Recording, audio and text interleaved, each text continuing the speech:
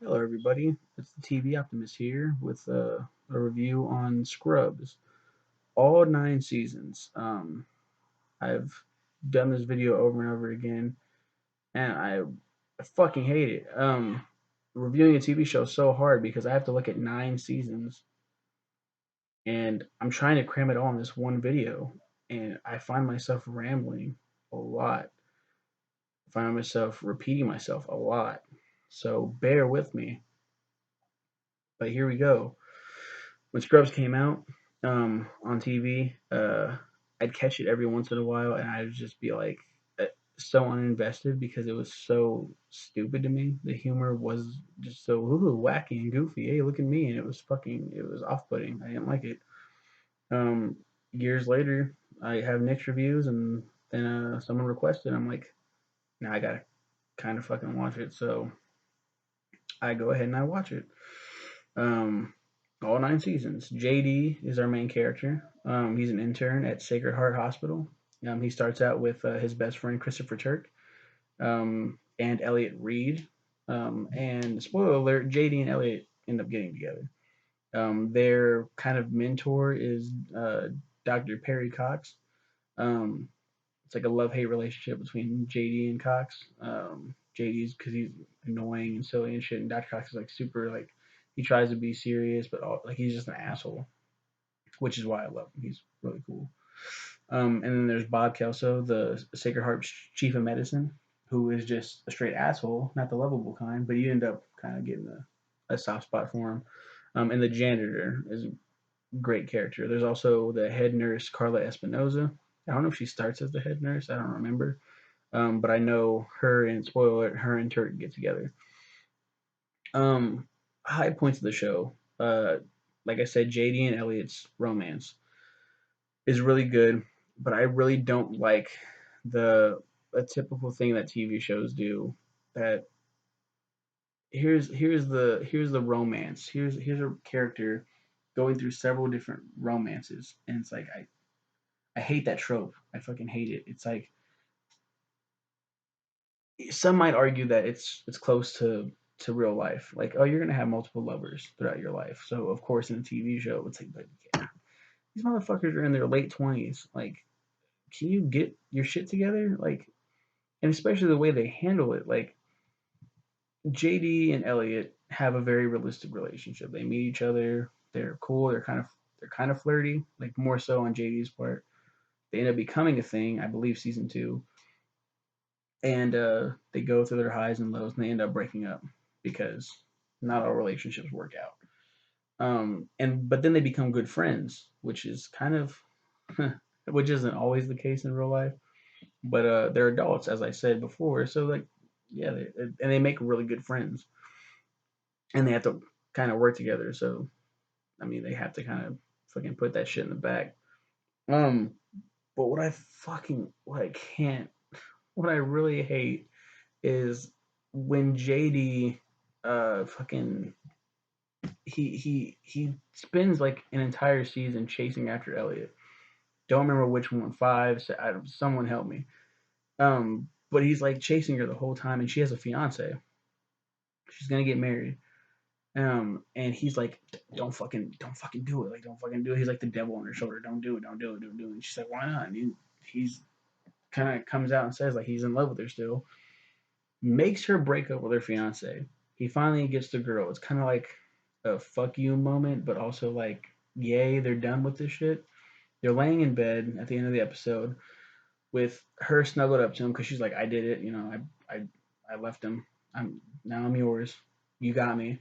They're laying in bed. He looks up and he's just like, I don't want her anymore. It's like, did you really just waste my goddamn time? You really wasted my entire like this whole season has been leading up to this bullshit. And I don't even think that was the finale. I think like the next episode is like, yeah, listen, hey, yeah, I love you too. And he's like, I don't fucking know if I like. I don't know if I want her. I don't want her. I don't think I want her. And it's so fucking selfish. It's like one, you guys make a great couple. Two, it's like, why would you do that? Um, another high point of the show, really good aspect is how it melds the comedy and drama together. As I think I've already mentioned that. With like characters such as the guest character that Michael J. Fox plays, who has OCD. It's just so good that they handle death really well, like how we interpret it and how it affects us. Like it's so good. It's so good. I mean, for 8 seasons, it's so good. I'm just kidding. I love season 9. So let's talk about the elephant in the room, season 9, or rather, what leads up to that. Season 8 is the perfect ending. It's got the perfect finale, and they could have ended right there. I don't know what the what report is true, what resource is true, what fucking I don't know what the real story is on season 9. I know that the creator Bill Lawrence came up with an idea. I'd like to believe it was his idea not to call season 9 Scrubs. Yeah, like there was I read several different things where it was either Bill Lawrence or the network said they don't want it to be called Scrubs because it's not Scrubs. They have a new character and everything. New they have a new character named Lucy Bennett. She's the new main character. Then they have Drew Suffin, Cole Aronson, who's a fucking dick, played by Dave Franco. And Denise Mahoney, she was a recurring character in season 8, bumped up to a regular in season 9. Some more continuity. And also, we still got Cox, JD, Elliott, and I think Bob Kelso is in 9 for a little. Yeah, he's in 9 for a little bit. And the janitor's a guest star in there. And Dr. Cox, I think I already mentioned that. This is where the rambling comes into play. The awkward rambling.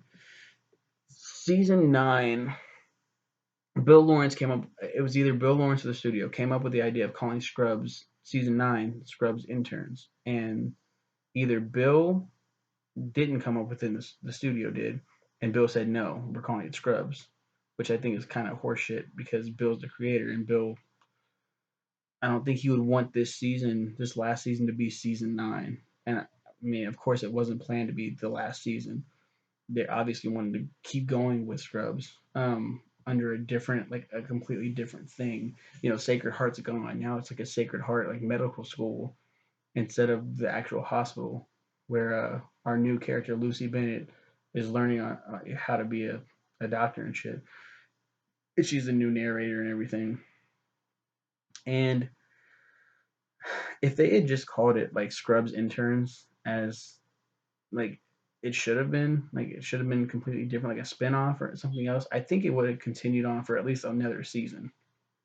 It wasn't terrible, but as Scrubs season 9, that it's kind of bad. I mean, you're getting rid of all the characters, and like they're only showing up every once in a while, like, hey, it's me and JD. Hey, it's like they could have just easily